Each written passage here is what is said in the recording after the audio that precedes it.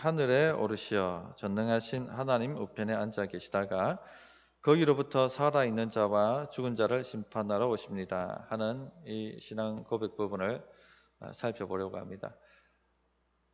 사도신경을 보시면 성부와 성령에 대한 고백보다는 성자에 대한 고백이 길고 자세하죠.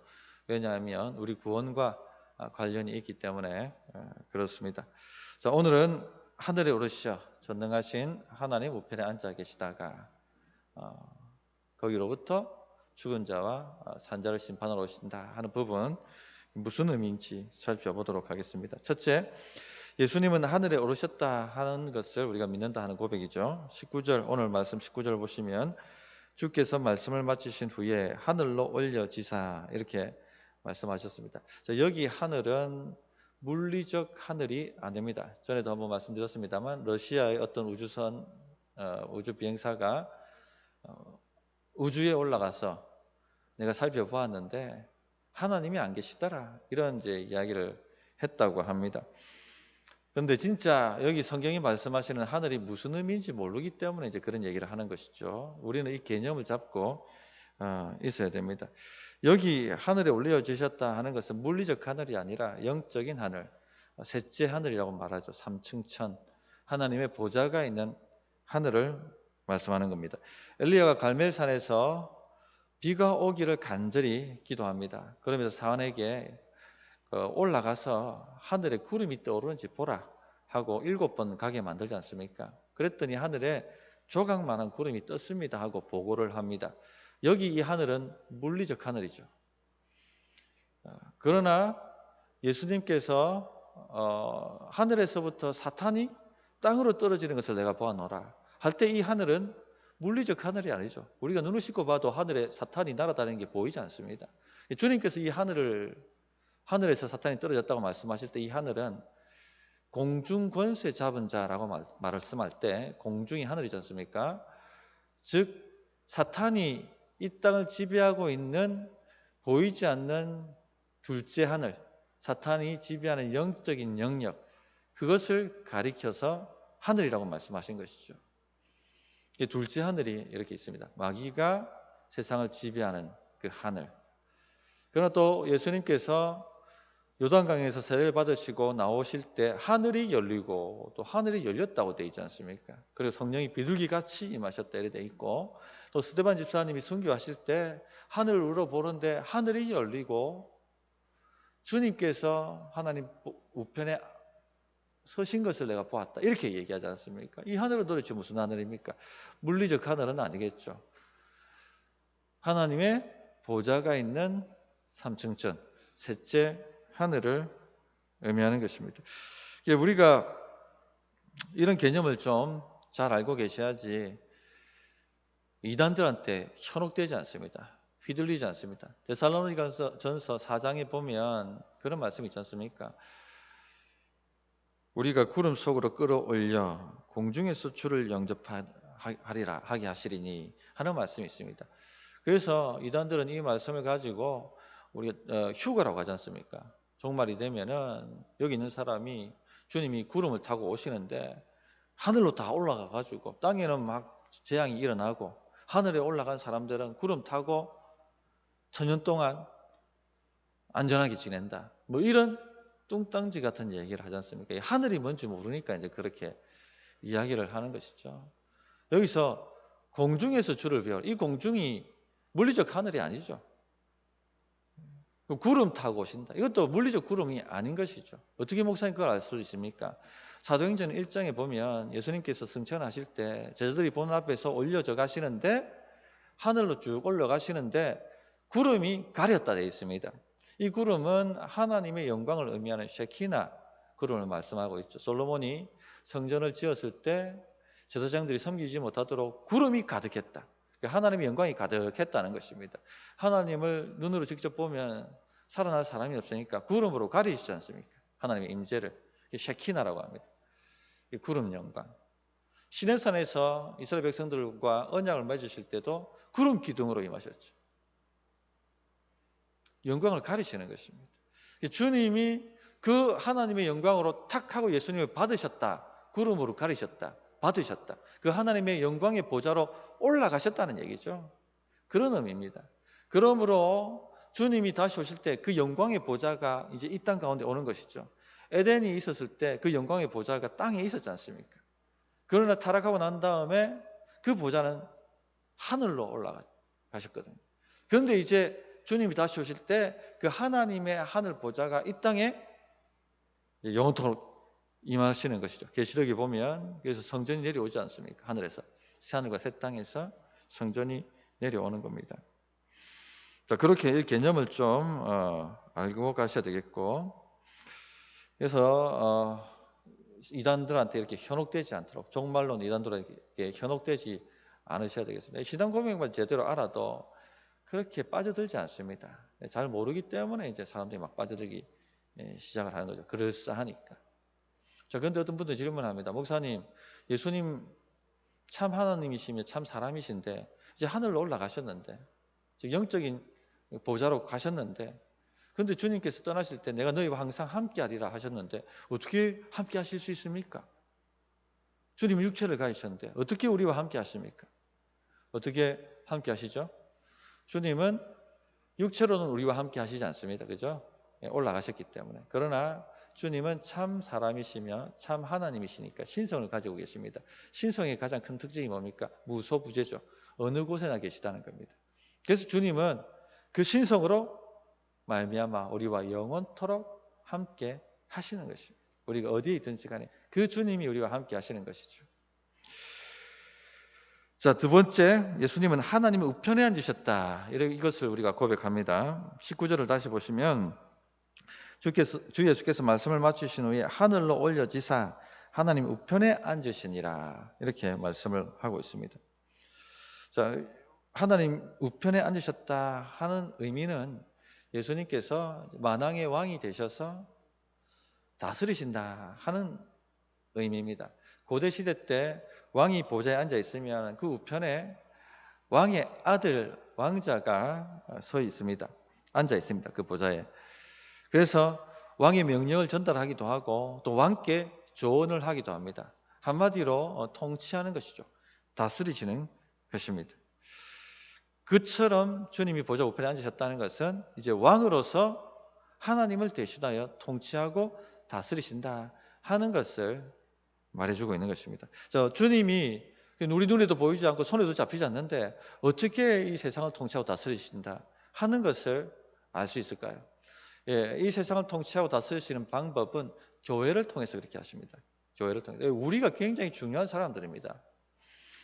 그 에베소서 1장 20절부터 22절에 보면 그의 능력이 그리스도 안에서 역사하사 죽은 자들 가운데서 다시 살리시고 하늘에서 자기의 오른편에 앉히사 모든 통치와 권세와 능력과 주권과 이 세상뿐 아니라 오는 세상에 일컫는 모든 이름 위에 뛰어나게 하시고 또 만물을 그의 발 아래 복종하게 하시고 그를 만물 위에 교회의 머리로 삼으셨느니라. 이렇게 말씀하고 계시거든요. 주님이 부활하신 다음에 얻으신 권세, 어떻게 통치하고 다스리신가 하는 것을 말씀해 주고 있습니다. 교회를 만물 위에 두셨다고 말씀하고 계시죠. 그리고 그 교회의 머리가 예수님이 되신다. 교회는 영적으로 그리스도의 몸이 되신다. 몸이다. 그렇게 우리가 얘기하지 않습니까? 즉 우리 주님은 교회를 통해서 세상을 다스리시고 세상을 변화시키시고 계시다 하는 것입니다. 어떤 분들은 이런 예수님의 주권을 부정합니다. 우리가 바꿔야 된다. 우리가 변화시켜야 된다. 그렇게 과격하게 이야기합니다. 기독교 역사 안에도 이런 운동들이 많았죠. 십자군 운동이 그 예죠. 우리가 나가서 피켓을 들고 돌을 던지고 정부에 저항하며 뭔가를 바꿔야 되고 이렇게 생각을 합니다. 굉장히 인간적인 방법입니다. 그렇게 주님은 다스리시지 않습니다. 우리가 해낼 수 있는 게 아닙니다. 주님이 하셔야지 세상은 바뀝니다. 주님이 하셔야지 세상은 다스려집니다. 우리가 하는 것이 아닙니다. 주님이 하셔야 되는 것입니다. 그래서 이런 거에 현혹되지 마십시오. 지금 특별히 그런 게 강해요. 굉장히 선동적이고 폭력적이고 그렇게 뭔가를 바꾸려고 세상을 바꾸려고 합니다. 주님의 방법이 아닙니다. 그렇게 세상은 바뀌지 않습니다. 또 어떤 극단은, 다른 극단은 우리가 할 게 없다, 그냥 하나님이 알아서 하시게 해라 하고 그냥 나자빠지는 것, 이 수동주의죠. 그것도 극단입니다. 반드시 주님은 교회를 통해서 세상을 다스리시고 세상을 복주시고 세상을 변화시킨다, 그렇게 말씀을 하셨습니다. 그럼 어떻게 교회를 통해서 그렇게 변화시키십니까? 주님께서 교회를 세상의 빛과 소금이라고 하셨죠. 여기에 힌트가 있습니다. 성도들이 말씀대로 살면 하나님께서 세상을 그 성도를 통해서 다스리시는 거예요. 성도들이 믿음대로 살면 하나님께서 그 빛과 소금을 통해서 세상을 다스려 가시는 것입니다. 로마 제국을 보십시오. 로마 제국이 초대교회를 핍박했을 때 교회는요, 무엇을 했습니까? 하나님께서 교회를 통해서 어떻게 그 로마 제국을 다스리셨습니까? 교인들이 한 것은요, 말씀대로 산 것밖에 없습니다. 이렇게 핍박을 하든 저렇게 핍박을 하든 순결하게 목숨을 내어놓고 주님 말씀대로 살았습니다. 폭력에 폭력으로 맞서지 않았습니다. 핍박에 핍박으로 맞서지 않았습니다. 주님 말씀대로 산 것밖에 없어요. 믿음대로 타협하지 않고 산 것밖에 없습니다. 그런데 2세기가 되기 전에 로마 제국이 변화되어지죠. 콘스탄티누스가 두 손 두 발 다 들고 기독교를 국교로 만들어버립니다. 세상이 바뀌어버린 것입니다. 그렇게 교회를 핍박하고 성도를 잡아 죽였던 나라가 완전히 하나님의 나라로 바뀌어버린 것이죠. 이렇게 하나님이 세상을 다스려 가십니다. 우리가 이것을 아셔야 돼요. 지금 코로나 힘든 시기입니다. 어떻게 하나님이 이 시대를 다스리십니까? 세상을 우리에게 돌팔매질하고 욕을 합니다. 어떻게 다스립니까? 말씀대로 살면 되는 겁니다. 믿음대로 타협하지 않고 살아가면 되는 것이죠. 어려우면 어려울 때일수록 더 말씀대로 살고 더 믿음대로 살아내는 겁니다. 그러면요, 하나님께서 세상을 다스려 가신다는 겁니다. 온누리 교회 이재원 담임 목사님이 적은 칼럼을 본 적이 있습니다. 교회는 옳은 진리를, 옳은 말을 온유하게, 무례하지 않게 해야만 한다, 그렇게 말씀하셨어요. 그런데 지금 교회는 옳은 말을, 맞는 말을 아주 무례하게 하고 있다. 이 인간적인 방법입니다.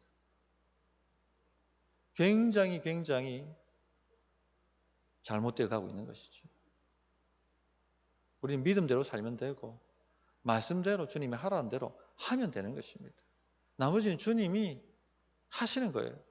그 우리를 통해서 빛과 소금의 역할을 행하시도록 하시는 것입니다.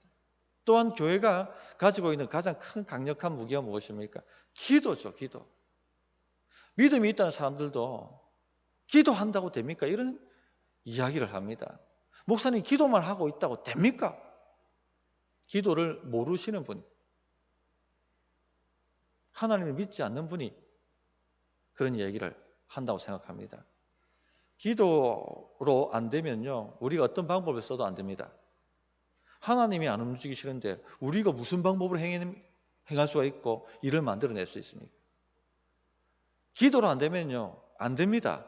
그런데 기도로 되면 무엇이 방해하고 무엇이 가로막아도 되는 겁니다. 이것을 아셔야 되죠. 이걸 믿어야 되죠.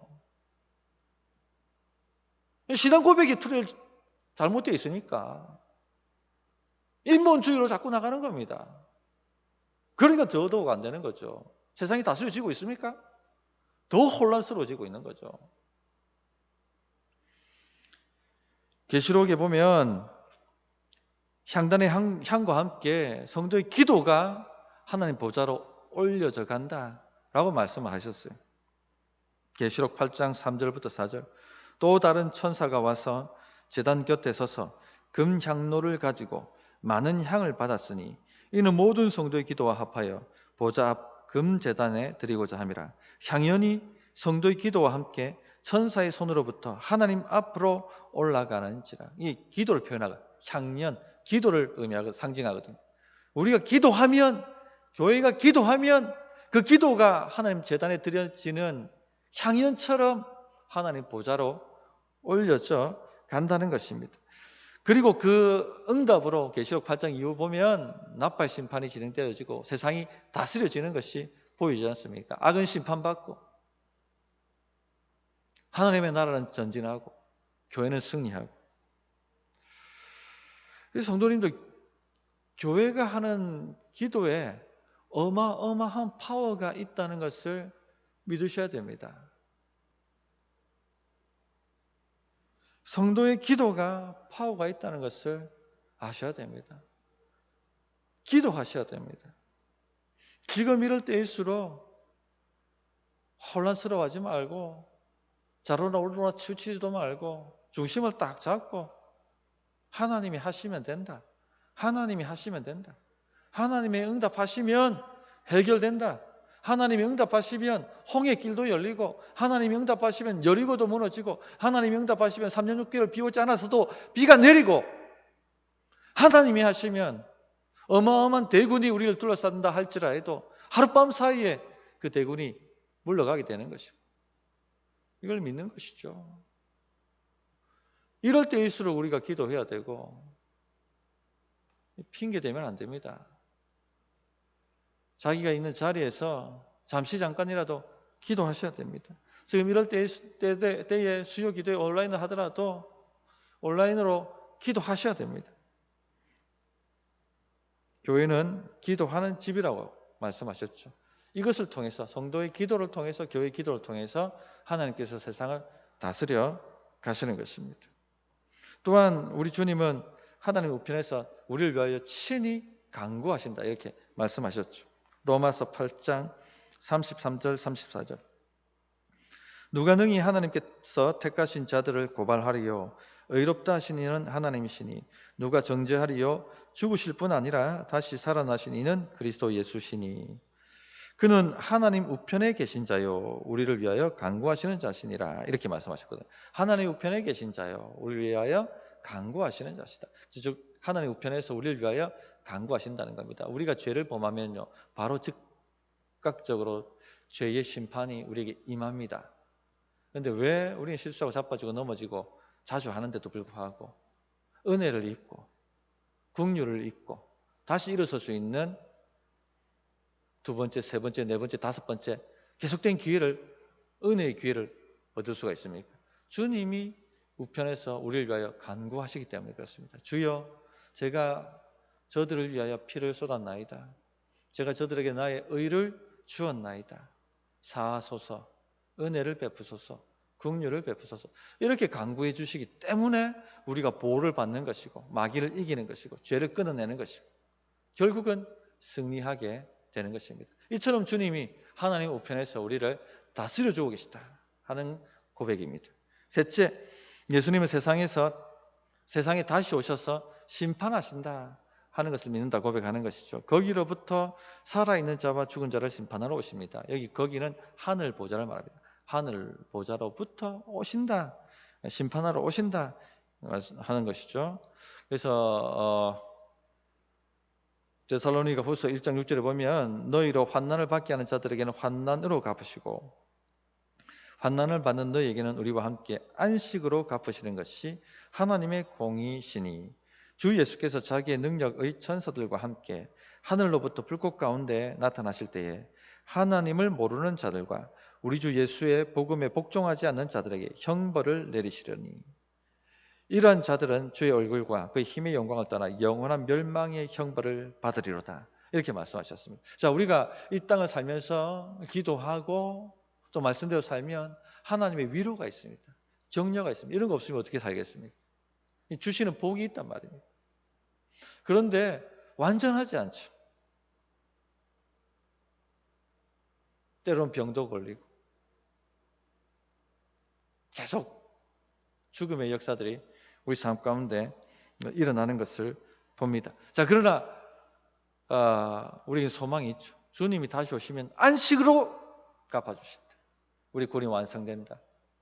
더 이상 죽음도 없고 애통하는 것도 없고 슬퍼하는 것도 없고 완벽하게 하나님께서 우리를 안식으로 맞아주신다 하는 것이 있습니다. 또 우리가 세상에서 위로를 받고 또 복을 받고 격려를 받지만 그러나 완벽하지 않죠. 세상을 보십시오. 악한 사람들은 계속 등장하고 사탄마귀는 계속 공격하고 불의와 불법은 판을 칩니다.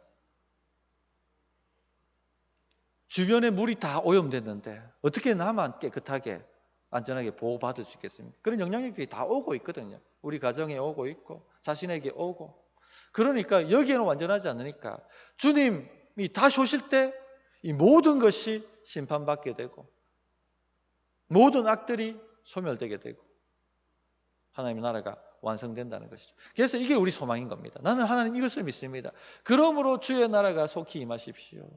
주님 속히 오셔서 주의 나라를 완성하여 주시고 우리를 신원하여 주시고 우리에게 안식으로 갚아주시고 악은 형벌하여 주십시오. 이렇게 우리가 간구하고 기도하게 되는 것입니다. 성도님들 어떤 분들을 보면 세상에서 세상 사람들 예수 믿지 않는 사람이 잘 되는 것 보고 부러워하시는 분들이 있거든요. 정말 신앙 고백 잘못된 사람들입니다. 부러워할 대상이 아니라 불쌍히 여겨야 될 대상이죠. 곧 심판이 오는데 곧 더 영원한 지옥 형벌에 들어가야 되는데 말세에 하나님을 위하여가 아니라 자기를 위해 재물을 찾고 말세에 하나님을 위하여가 아니라 자기 영광을 위해 살고 죽는 겁니다. 한치 앞을 모르고 가는 것이죠. 바로 코앞에 낭떠러지가 있고 지옥불이 있는데 그걸 모르고 지금 연락하며 달려가는 것이죠. 왜 그것을 성도들이 부러워합니까? 이해할 수가 없어요. 왜 우리가 투기합니까? 저는 이해할 수 없어요. 우리가 좀 흐름한 집에 살 수 있습니다. 어떤 사람도 저 좋은 아파트에 살 수도 있습니다. 그걸 왜 부러워합니까? 부러워한다는 것은 내 신앙이 흔들린다는 거죠. 주님이 다시 오시면 다 사라질 것들인데. 안 믿는 것이죠. 여기에 깨어 있어야 됩니다. 깨어 있어야 됩니다. 언제 주님이 오실지 모릅니다. 깨어 있어야 됩니다. 누가복음 21장 34절에 보면 너희는 스스로 조심하라. 그렇지 않으면 방탕함과 술 취함과 생활의 염려로 마음이 둔하여지고 뜻밖의 그날이 덫과 같이 너희에게 임하리라. 우리에게 덫과 같이 주의 날이 임하면 안 되겠죠. 그런데 깨어있지 않으면 마음이 둔하여진 사람에게는 덫과 같이 임합니다. 방탕함과 술 취함. 세상 쫓아가는 것이죠. 세상 쾌락에 쏙 하고 마음이 뺏긴 것입니다. 예수 믿는다고 하는 사람들 중에도 이런 사람들이 꽤 많다는 것 통탄할 노릇입니다. 땅을 치고 회개해야 될 노릇이죠. 뭐가 즐겁습니까 그게? 그런데 그걸 즐거워하거든요. 부러워하고. 마음이 둔하여진 것입니다. 주님이 지금 오고 계시다는 것을 못 깨닫는 것이죠. 그런데 중요한 게 보니까 생활의 염려로 마음이 둔해진다 라고 또 말씀하고 있습니다. 사는 것 때문에 걱정하지 마세요. 신자는 사는 것 때문에 걱정하지 않는 사람들입니다. 우리 하늘 아버지를 믿는데 왜 먹고 마시고 하는 것 걱정하며 살겠습니까? 우리는 사명받은 사람들인데 왜 그런 1차원적인 문제 가지고 걱정하며 살아야 됩니까? 아닌 것이죠. 그런데 주님이 다시 오신다는 의식이 없으니까 이 땅이 전부인 것처럼 여겨지니까 생활의 염려가 생기는 겁니다. 아이고 나는 돈을 많이 못 모아놨는데 아이고 나는 출세를 못했는데 아이고 나는 좋은 아파트 못 사는데 나는 더 좋은 옷 못 입고 사는데 우스운 이야기입니다. 우스운 이야기. 아무것도 아닙니다. 아무것도 아닙니다. 한 줌에 생각할 가치도 없는 것들입니다. 사명 위에 사셔야 돼요. 주님 위해 사는 것 외에는 남는 게 없습니다. 다 불에 살라져 버립니다. 오직 남는 것 주를 위해 산 것, 사명 위에 산 것, 그거밖에 없다는 것 꼭 기억하시고 깨어있는 우리 성도님들 다 되시기를 정말 부탁드립니다. 오늘은 주님이 하늘에 오르셨고 다시 오신다는 신앙 고백의 의미가 뭔지 살펴보았습니다. 자, 간단하게 세 가지 기도 제목으로 기도하겠습니다.